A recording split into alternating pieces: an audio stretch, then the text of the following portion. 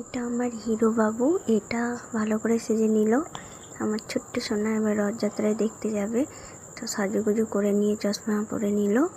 এরপর বেরোবে রাস্তায়। দেখতে পাচ্ছেন রথযাত্রা, আর আগে আগে আর পিছনে রথ।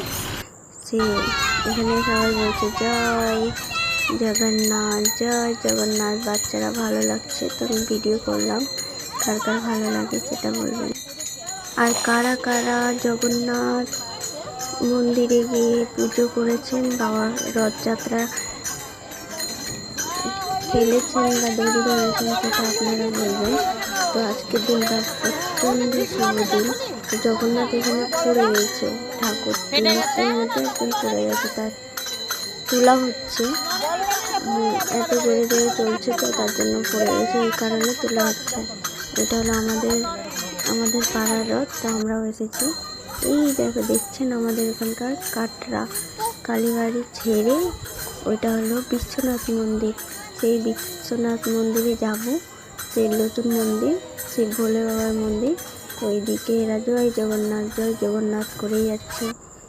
তো এবার বিশ্বনাথ মন্দিরে যাওয়ার জন্য সবাই আসছে। তো আমার এইদিকে কুকুরটা দেখছে, সবার আগে সে চলে গেছে। তো চলে যাওয়ার আসার পর জগন্নাথ জয় জগন্নাথ করে বকতে বকতে আসছে। তো এখানে আমরা উপরে বিশ্বনাথ মন্দিরের, আর এইটা তো সিঁড়ি পেয়ে তো আরও মজা পাচ্ছে।